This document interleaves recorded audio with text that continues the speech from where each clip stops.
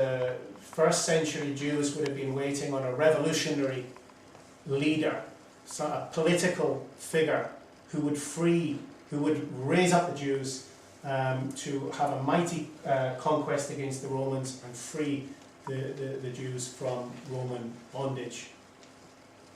That's very common today, but it's actually only partially true. There was a sect of the Jews who had that hope for the Messiah.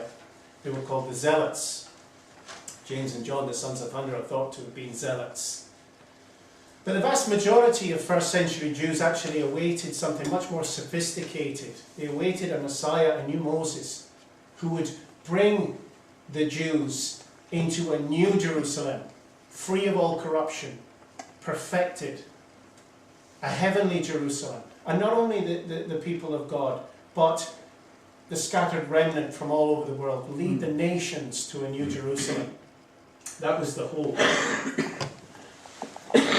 And Moses led the Israelites across the desert, and God nourished them with the manna, bread from heaven, as they called it.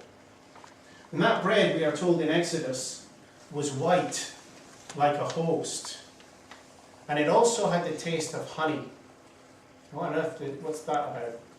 Well, the white, host-like, wafer-like, reminds us of the Eucharist, with a taste of honey. Well, the land of milk and honey was what? The promised land. And so the manna is providing them with a foretaste of the promised land. A foretaste. God is saying to them, I will keep my promise. And some of this manna the Jews were commanded to keep. In Exodus 16, we're told that the Jews were told to keep some in a golden ciborium, a golden bowl, in the tabernacle, in their Holy of Holies. Does that sound familiar? Our tabernacle, we've got the bread, the manna. Okay. The Bible then is full of typology. And typology is where we have an Old Testament fulfilled by a New Testament. Okay? The Bible is two halves. Old Testament promises brought to fulfillment in the New Testament. And we have a series of different figures and symbols as types, prototypes as it were, and then their perfection in the New Testament. So we have Adam. Who is the new Adam? Jesus. We have Moses. The new Moses, Jesus. David, a king after the heart of God. You have the new David, the new son of David, Jesus. Eve is the mother of all living, as her name means, is fulfilled by the Virgin Mary, the mother of all Christians. And so on. And we have the manna here is the prototype. What's going to be the fulfillment? The Eucharist, yeah. So the Eucharist is going to be the fulfillment of the manna. Now, it is a biblical law set in stone that the prototype, the Old Testament prototype, cannot be greater than the fulfillment in the New Testament. So Eve cannot be greater than the Virgin Mary. Adam cannot be greater than Jesus. Nor then can the manna be greater than the Eucharist. Bear that in mind. Okay? Now, the manna in the desert is supernatural bread. It's coming above and beyond nature. That's what supernatural means. Therefore, how can the Eucharist be simply bread and wine? Natural bread and wine. It can't be. And if it did, it would straight away break the laws of the Bible, which is that the Old Testament cannot be greater than the New Testament. You understand that? Mm-hmm. Great, I'm doing my job then. Okay. Where do I go from here? Now, there's another reference to the manna in the new manna in the New Testament, and it's exactly the Lord's Prayer. The Lord's Prayer. So let's just turn to that. How many times in our lives have we said these words? Give us this day our daily bread.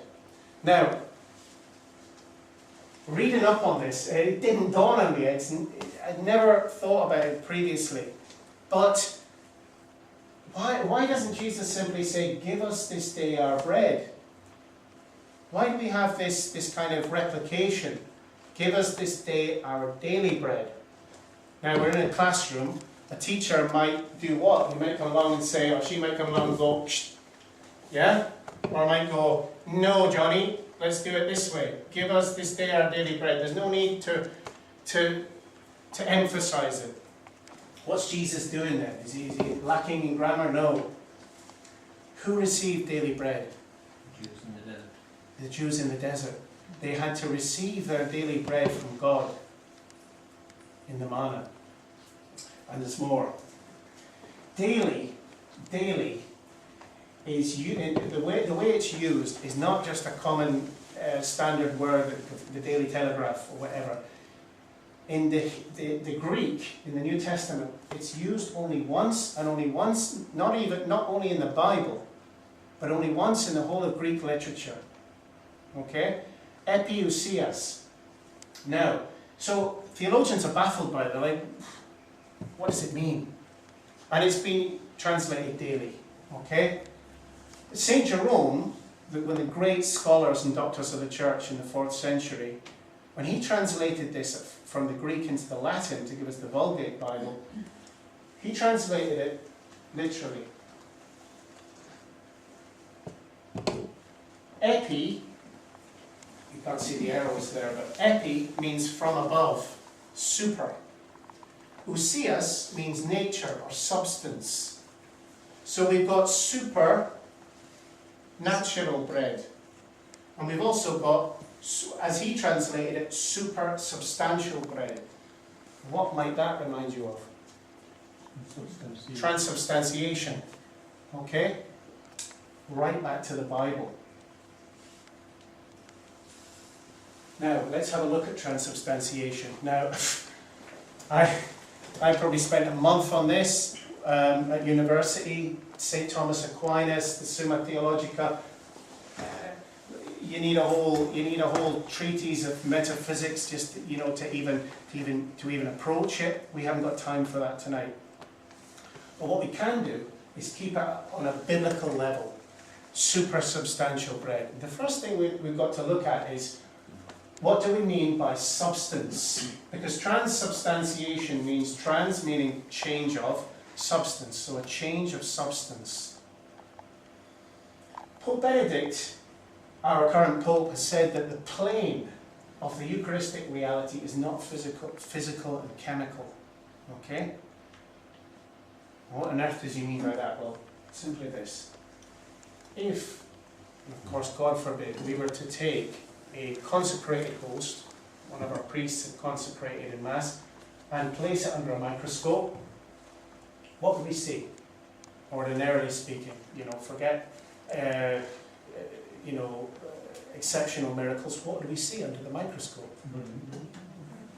Natural content. Exactly. We would see atoms of bread, depending on how fine we were going, molecules of wine.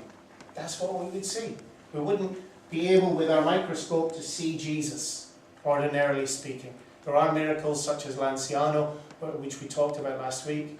That's something different altogether. That was a sign that Jesus wished to effect. The Pope says the Eucharist reminds us, a basic tenet of our Catholic faith, that there is more to reality than meets the measuring tape. Okay? There's more to reality than can be measured by the senses, the eyes, the ears, the nose, the tongue. This might help.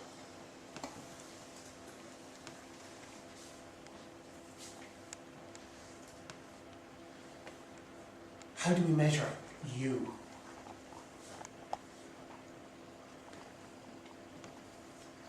Do any of those things sufficiently measure you?